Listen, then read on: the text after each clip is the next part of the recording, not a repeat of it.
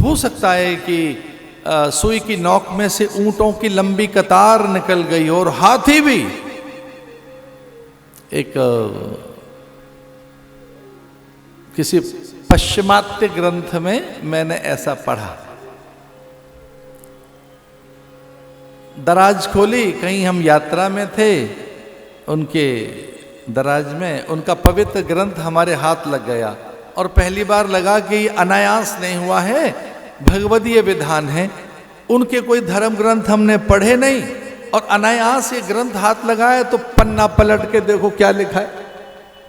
हमने पन्ना पलट लिया और उसमें लिखा था कि ये सच है, मान लेना सच, कि सुई की नोक में से लंबी ऊंटों की कतार निकल गई, पर यह सच नहीं हो सकता कि कोई अहंकारी भगवान के द्वार पर पहुंच गया हो, कोई अभिमानी, उसे साधन का अभिमान मान्य नहीं। इसलिए उन्हें लगा कि साधन सिद्ध हो गया होता तो देवकी के पास रहते। देवकी की भी मां दो है ना, एक मां वो जो सत्साधना है, साधन करके जिसने ईश्वर को प्राप्त कर लिया, एक निस्साधना। देवकी की एक मां वो जिसने उसे पैदा किया साधन से, नियम व्रत से, तपा अनुष्ठान से, बड़ी तपस्या के प्रभाव से। अभी तो पैदा नहीं हुआ, उससे पहले घोषणा हो गई, अरे सावधान, गिरिकंदरा उपत्यकाओं में बैठे हुए ऋषियों, सुनो सुनो, यम, कुबेर, इंद्र, वरुण, लोकपाल, सनकादिक, बृहस्पति, अरे ब्रह्मा सुनो, अगर सुन रहे हो तो महादेव सुने और पूरी धरती के जीव सुने। देवकी के 8वें गर्भ से भगवान आ रहे हैं। इसका अर्थ क्या है? इतना पहले से तय है, इतने पुण्य हैं, इतने साधन, आप इतनी समर्थ हैं कि सबको पता है कि आप मां बनेंगी कृष्ण की। इसका अर्थ क्या हुआ? भाई साधन का बल तो रहता ही है,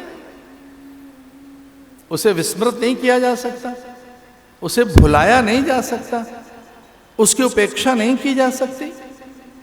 इतना साधन किया कि वो अपने उदर से उपेंद्र पैदा कर दे, वामन पैदा कर दे, ऋषियों के लिए अभूतपूर्व ज्ञानी योगी योगेश्वर पैदा कर दे। और वही कहती है, सावधान ऋषियों, मेरे तप का मुझे इतना अधिक ज्ञान है, मैं देवकी बनकर कृष्ण की मां बनूंगी। लेकिन कृष्ण रह नहीं पाया, तो लक्ष्मी जी विचार कर रही हैं कि साधन संपन्ना मां के पास रह नहीं पाए कृष्ण, तो किसके पास पहुंच गए? जो निस्साधना है, जिसे साधन का अभिमान नहीं, साधन का ज्ञान नहीं। ऐसी यशोदा साधन से विरत है। इसका अर्थ यह है, कुछ ऐसे पुण्य करो जो किसी को दिखे नहीं और उनका प्रभाव विलक्षण हो, अद्भुत हो। ऐसे ही बादल अंबर से निचुड़ते नहीं, ऐसे ही वर्षा नहीं होती, धरती पर एक वातावरण तैयार होता है। बादलों को पैदा करने के लिए वृक्षों की बड़ी भूमिका है।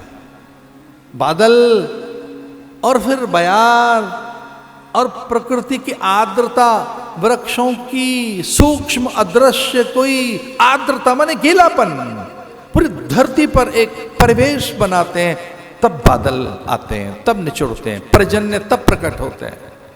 वैसे ही